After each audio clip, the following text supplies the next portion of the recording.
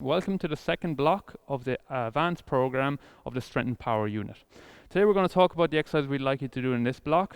Some of them will be the same, some of them are repeated, and some of them will be new just for engagement and a bit of fun. But the whole emphasis here, like we said at the start, is to try and encourage movement vocabulary. So we want multiple exercises, we want different stimulus to the body, but always building that tissue tolerance as you go through the program. So some of it will be advanced, and again we'll talk about regressions and progressions.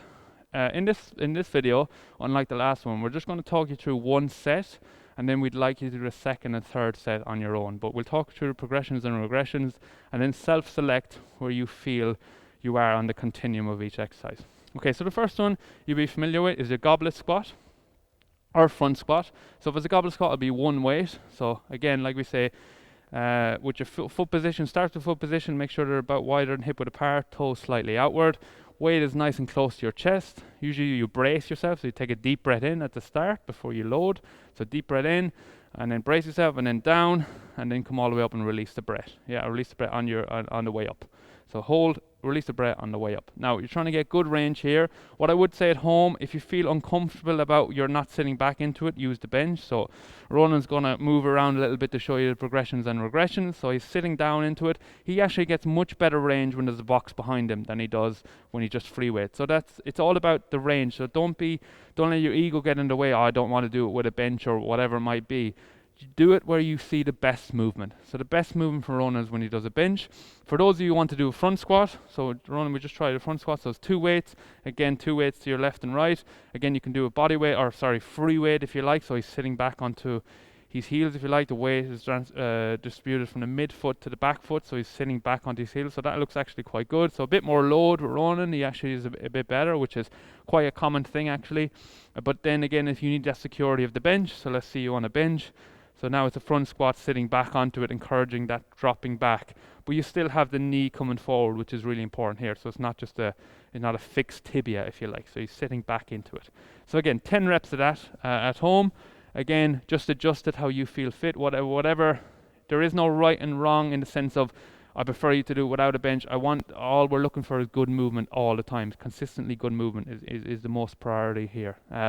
So, okay, we'll go into a walking lunge overhead. So, if you can do this, continue with this. If you feel benefit from the last one, continue on the last one. It's just a normal walking lunge. But this time it's going to be on the spot. Walking with the weight that you put over your head is the opposite to the one you step out with. So if you step out with the left foot, the right hand is over. Now what I will say here is see the slight bend in the elbow, keep that fully extended over your head if you can through the duration. If you find that too heavy, you may have to release the weight, you need to go down. But you're stepping into the lunge and stepping back out again. Absolutely love lunges in a program. They're very good for the amount of work that's needed within the system. You also have to have the mobility to get good range, and you also have the stability and the strength to get out of range. So they're a very good movement for that. There's a few common errors though that what we see is that if the knee flies and hits the floor too much and then comes back up off the floor, that shows a lack of control with the knee to the floor. So you might have to adjust the weight or the speed that you set into the lunge. So make sure you're getting good movement in all the movements here and all the exercises. So again, you can see the opposite now, opposite hand, opposite leg stepping forward. It's 10 repetitions on each one. And again, just adjust it. So we had a walking lunge in before. If you feel like this is a bit too much of a challenge, you may have some shoulder issues, you may have some impingements or whatever it might be, then just regress to the other exercise here. The important thing is to remember is that although exercise progressions are nice and variation is nice, it's doing the exercise consistently and properly is by far superior and is the biggest benefit, rather than just changing up the exercise for change's sake. So find the right position for you where you're progressing nicely. Okay, so next one is a lateral lunge. So Ronan, if you don't mind me saying, so this is a challenge for you in some ways because of the range and the movement that's needed for this and the strength that's needed for this. Very good sagittal, frontal plane, he needs to continue working, but strong athlete can step to the left now, step to the left, and then come up. So that's actually better range than we saw the last time. So again, go a little bit wider. So now we're seeing a nice straight leg and we're getting nice and low with the left leg. So this is quite appropriate now for Ron. He's now stepping into it, whereas before we already stood in that position and then we were driving the motion. Now he can find himself stepping into it and loading up nicely. So that's good. So what we're looking for here, common errors are the feet start turning in or turning out. So the feet are always pointed forward. That means he's loading up the adductors in the way we want to load them, or the grinds, however you want to call them. And it's a nice straight line. So he's not stepping too far forward, compensating. He's stepping laterally on his movement, which is great to see. And you might find left and right there's a difference. So if there is a bit of a difference between the left and right, just adjust where you see good mechanics coming. So what you might do a little bit here on is step to the side for the camera, so you're stepping towards the camera so we can just see the side on profile of what I'm looking for, and I can talk a little bit about that. So when you step from the side, I want to see a good, nice, a bit of a trunk lean, because you'll always get a forward lean, but a nice range of the ankle, knee and hip, right? So the knee does come slightly forward and then the hip drops back is important, okay? And make sure the range is here and the strength is here and everything else. If you feel compensation, if you feel like I'm not quite getting into it and something just feels funny, it probably is. There's good feedback from the body. So just make sure you regress it in the right manner. So regressions for me will be top end is what he's doing here with some weight, stepping into it. Taking the weight off is a regression. Staying into position, taking the momentum out of the movement and then sitting into it, or without weight, is a regression, or with weight then is a slight progression. Or if you're really struggling, have something where there's some height, right? So I'm stepping on a box of some sort and then I'm stepping in it. That'll take the demand off that leg, so you don't have to get as low, or it'll help the ground reaction forces if there has a little box that you step on. So it'll be the foot that's loading will be raised. Is a nice regression also. Okay, next one is a single leg glute bridge. Yeah, so if you set up on here, so single leg glute bridge. Yeah. So with this one, you've done the glute bridges before, you've done the single leg glute bridge. So this one is now a single leg glute bridge on a box. So it's a higher demand when it's on a box, but also there's a slight change here. So once he comes up, I want him to fall and catch himself before he hits the bottom. So it's important here that he comes all the way up. Yeah, so good range, drops quickly and catches himself before he hits the floor. Now you'll find sometimes you won't catch yourself at the right timing, or you might hit the floor and then you start catching yourself. Just make sure that you trial it. The important thing here is that the heel is on the floor here, or sorry, the heel is on the box, I mean. So make sure it's not maybe half the foot or like this, like Ronan showing. So make sure it's the heel on the foot when you drive up, and then catch yourself before you hit the bottom. Good. Just on the way up, so let's not neglect the important points here, that when you come all the way up, you're not arching through the spine when you come up, so, and then you catch yourself, right? So you're not flying up and forgetting that even that phase of the movement is important. You want to come up nice and controlled, up the end range without the hip going into that excessive extension, and then you want to catch yourself on the way down. Okay, so it's lower reps in this, so 6 repetitions left and right. Okay, so that's the lower reps because it is quite challenging and it is quite tough on the hamstrings. You see that we went through a double leg, then we went through two single legs, 2 split stance or single leg exercise, and then that one we did a posterior chain, or a fancy way of saying the hamstrings, or the back of the body, if you like, or the lower limb. Now it's the second posterior chain motion. We always do 2. Okay, so this one is single leg supported RDL. So you know what an RDL is like. So this is now a single leg.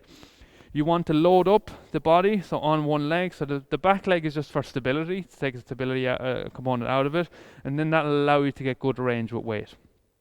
Okay, so you're basically doing a single leg RDL with weight. The leg that's forward, again, it's the opposite hand that works. So you get into this position and it's the opposite hand that works to get your range. You want to get as close as you can to the floor with a slight bend on the front leg. Slight bend. So you don't want to completely lock. Like soft knee is probably the way of saying it. So good running shoulder from the side. So a soft knee on the leg that's loading up, and then you're getting nice good range. Notice the back is nice and flat when he does it. It's not round. He's not rounding the thoracic spine up here. He's not rounding. He's keeping that nice straight line as he loads up through the hamstring. So don't go into it too fast. So it's a little bit quick running. So slow it down a little bit so you load up the eccentric component and then come back up. That's good. You don't want to fly into it. You don't want to use momentum to get to lose the kind of muscle contraction that we're looking for. Yeah, so good range on each one. Again, we're going for 10 reps on this, on left and right, so it's quite a challenging motion. Now, if you don't want to, so if you want to use some of the blocks from the last time, the 2 posterior chains from the last one, and you feel like this is too much of a regression, then choose that yourself. But we wanted to add in, for those you find it quite easy on the first 2 exercises, here's a regression for you, and it's a progression for you. It's quite a difficult progression. You're on a single leg, you're loading it up. It's a lot of demand on the hamstring. So choose it wisely, and if you're prepared and you're ready for it, then of course crack on with this. Okay, the last 2 then exercise, we said the last 2 are posterior chain. These are now kind of power plyometric type actions. The first one is a pogo hop. So you would have done pogo hops with me. The change now to today is that the hands are across the body. So when the hands are across the body, that's going to obviously take out the upper body contribution to the movement, which means it's more demand of the lower limbs and the hips and the ankle, knee, and hip. So make sure when you're doing this now, the principles remain. Toes are up. When I hit the floor, so my balls of my feet are the contact, but my toes always remain up. But this time now I'm moving forward with the exercise. So let's have a look at it. Hands across the chest. Toes are up. Try and get some height. Now, so what's happening here? So, okay, you coaches and some of you advanced players will kind of see a few things in that, and I want you to just go on the spot run and do the same thing for me, and then see if you can recognize the difference between the 2 things. So if you go on the spot, hands across the chest, and do the same movement. Okay, so complete differences in the outputs that we're getting there. So what is a nice progression of the exercise? For the athlete and the person doing it, it's incorrect. Okay, so we're getting very, very low height. We're getting long contact times when he starts moving forward. So for Ronan, it's most appropriate that he just stays on the spot. Now, if you find yourself the same, there's no ego here to say that I should progress onto something new, I should be something new. It's about, does the exercise benefit you as an athlete? And that's the most important thing you got to question yourself. Question exercises all the time. This by far benefits Ronan than moving forward. So the progression is moving forward with the pogos. If you feel like it's not benefiting you from a height point of view and a contact time point of view, as in the height isn't high and the contact time is longer, like Ronan showed there in the first one, then stay on this one. This is absolutely perfect. You're getting the same principle, you're getting the same adaptation from this exercise, although that's far more challenging with the momentum moving forward. He's getting far more benefit from this exercise than he is from this. So progression in terms of its complexity is actually a regression if the movement doesn't transpire into the right movement pattern, if you know what I mean. So select, this is a great case in point to show you that it's not just about what's the next exercise, it's does it benefit me? Does it fit my profile? Does it fit where I am on my journey? So just make sure you consider that when you're selecting exercises. The next one is a broad jump. So we go broad jump now. So this time I want him to use his hands to generate force. So you can use your upper body here. So you're jumping as far forward as you can. Yeah, so this is now for distance. Okay, so good. So when I say jump as far forward as you can, keep going running. So when I say jump forward as far as you can, I mean jump as far forward as you can with the right movement capabilities. So he's not dropping into a very deep squat like this when he lands. He's dropping into a good squat. Now he can challenge himself. He can jump much further than that as well. But for the purpose of this, it's about the landing mechanics is most important. So yes, jump as far as you can, but jump as far as you can with the good mechanics. He's landing in what you could describe as potentially a quarter squat position. So anything between a half squat and a quarter squat position on the landing is appropriate, and you want that landing to be nice and soft also. So select the height, as in jump as far as you can with the good movements is important. And I like the second to last exercise that we did there that showed you that, okay, a progression can be progression for a lot of people, but also can be a regression for people. So when you're doing these, we've now had a bulk of exercise in the last 4 weeks. So just make sure that the program, the principles behind the program, you got a double leg, you got 2 single leg, you got posterior, and then the power work. But within the movement vocabulary you now have, choose an exercise where you see and feel the most benefit, and that will be the right program for you.